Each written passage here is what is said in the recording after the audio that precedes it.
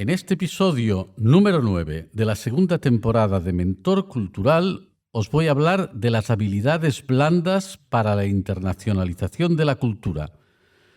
¿Cuáles son esas habilidades blandas y cómo intervienen en las relaciones internacionales? ¿De qué manera estas habilidades manifiestan las diferencias que hay entre los proyectos de los sectores culturales y otros de sectores mercantiles y comerciales? ¿Por qué es necesario que estas habilidades, que estas capacidades sean dominadas por las personas que trabajan en colectivos artísticos y organizaciones culturales? ¿Y cómo se pueden aprender y así trabajar de manera segura y eficaz en los sectores culturales? Así pues, adelante con el episodio número 9 de la segunda temporada de Mentor Cultural, habilidades blandas para la internacionalización de la cultura. Hola, bienvenidos y bienvenidas a un nuevo episodio de Mentor Cultural, el podcast para los profesionales de la industria y los sectores culturales que queréis llevar más lejos vuestros proyectos culturales y artísticos. Mi nombre es Tony González y en los próximos minutos dejadme ser vuestro mentor cultural. Pienso que los sectores culturales también hay que considerarlos como sectores económicos. Crean puestos de trabajo y colaboran al mantenimiento de una estructura económica que ha de permitir a un país y sobre todo a sus ciudadanos llevar adelante una vida digna. Sin embargo, los sectores culturales son muy diferentes a otros sectores que participan de la construcción de esta estructura económica. La diferencia principal es que estos segundos consideran el beneficio económico como su valor último. En los sectores culturales operan otros valores que tienen mayor prioridad respecto al económico puro y duro.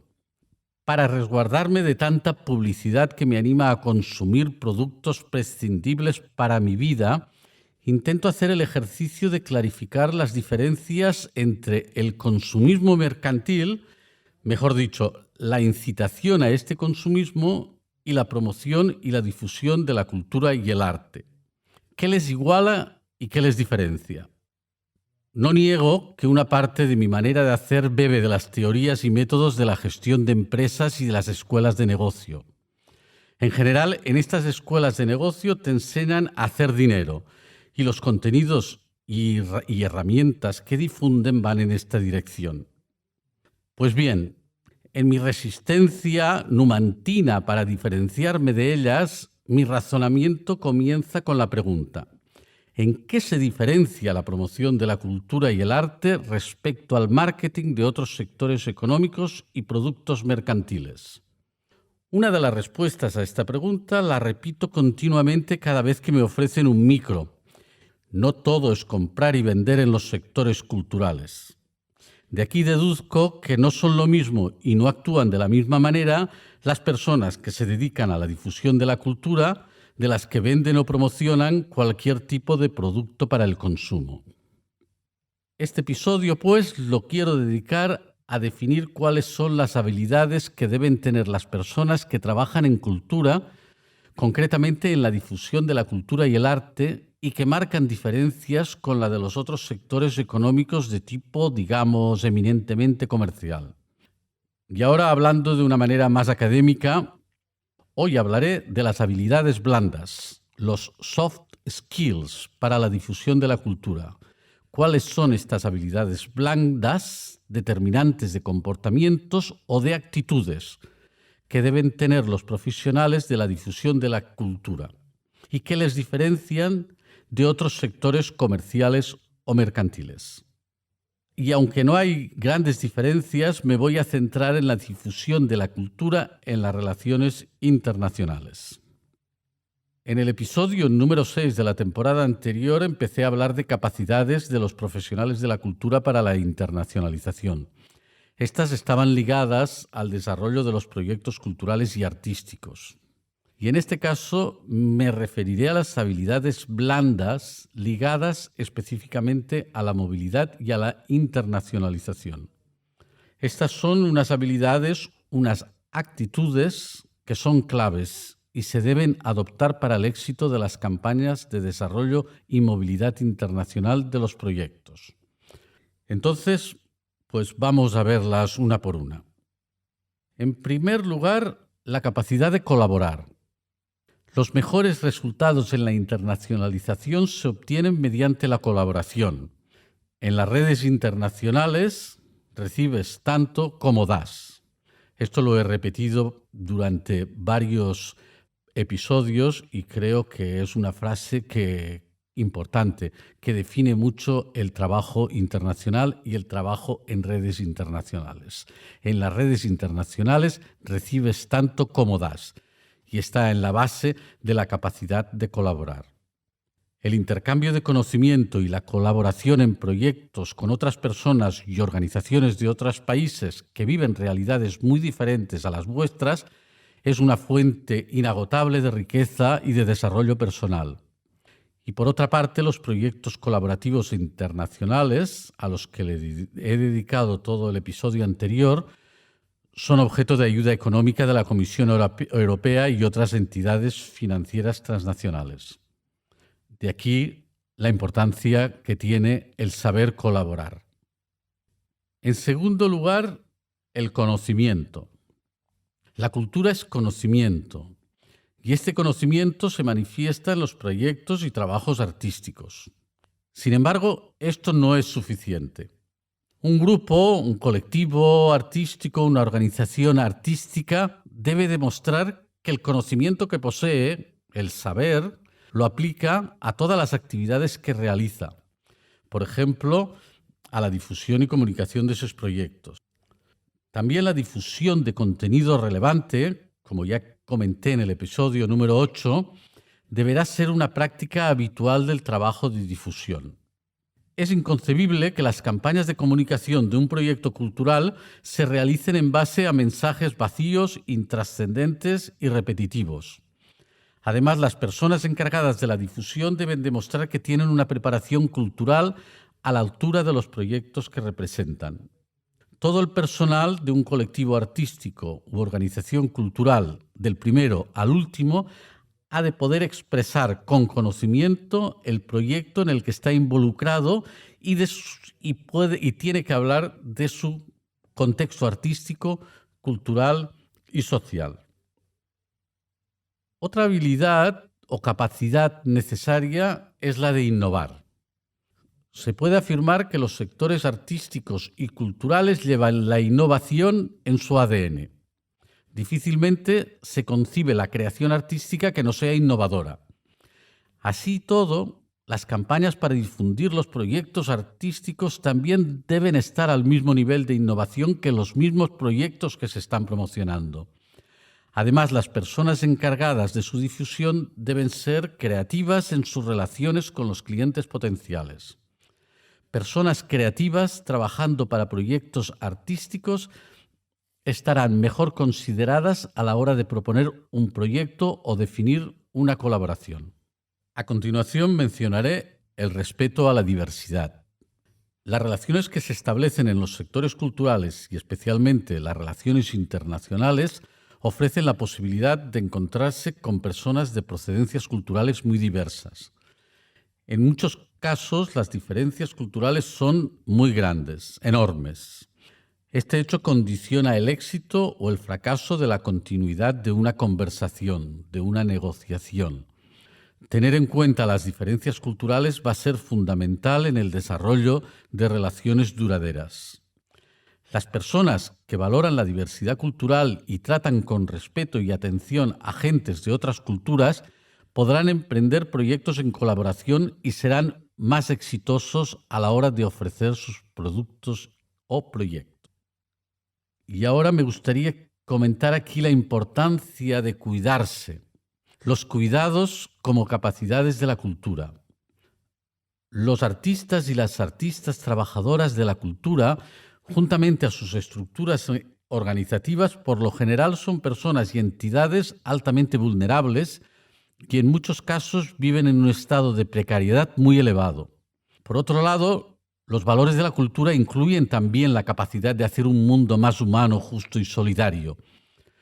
Por estas razones, en los sectores de la cultura se necesita y se valora el cuidado, el acompañamiento y la solidaridad por encima de la fiera competencia.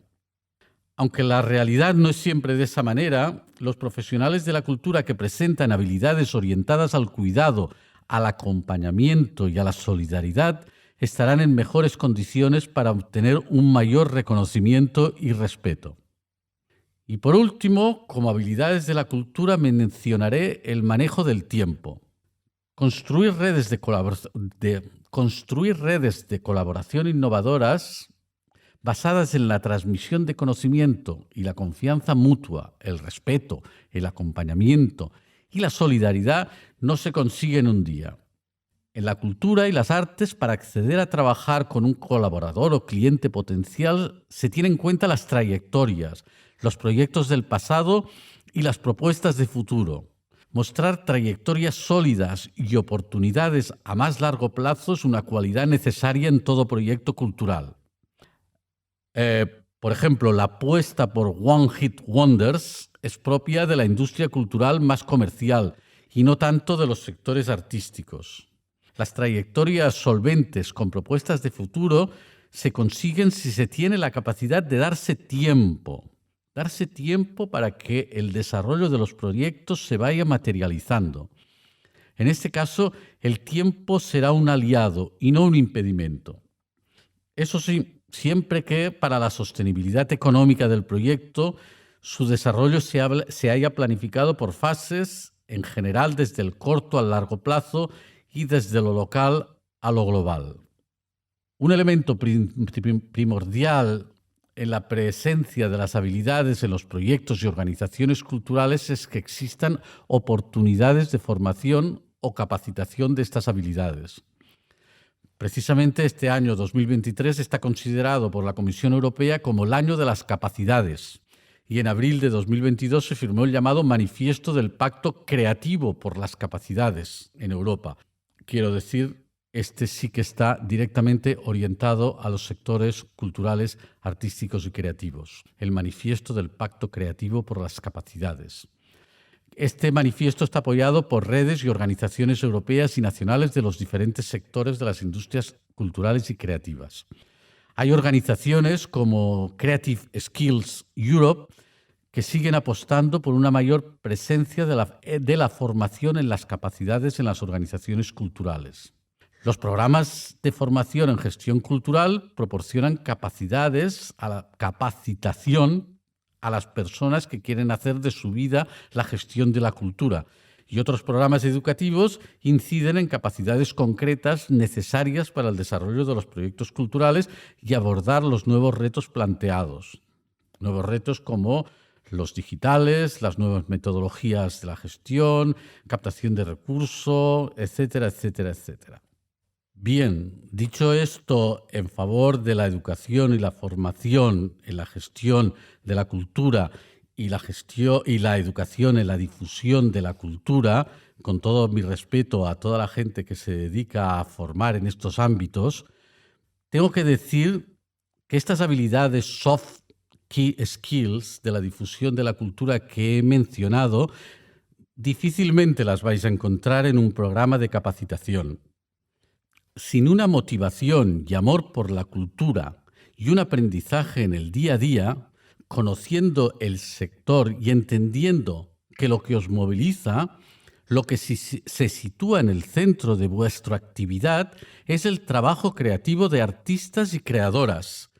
Y en función de estos talentos creativos, toda la actividad que se deriva está supeditada. Como también está supeditada a los valores intrínsecos de la cultura y a otros valores sociales y humanos con los que la cultura camina de la mano. Bien, y antes de encarar la recta final, me gustaría comentaros que vais a encontrar los enlaces a los proyectos que he mencionado en los comentarios del podcast. De esta manera podéis seguir informándoos y reflexionando sobre estos temas. Y para acabar ya definitivamente voy a recapitular lo que os he estado contando en este podcast, habilidades blandas, las soft skills para la internacionalización de la cultura. Os he hablado de que no todo es vender y comprar en los sectores culturales, hay que poseer otras habilidades. Estas son las habilidades blandas, aquellas que deben poseer todo aquel que se dedique a la difusión de la cultura y que determinan comportamientos y actitudes que deben tener los profesionales de la difusión de la cultura y que les diferencian de otros sectores comerciales o mercantiles.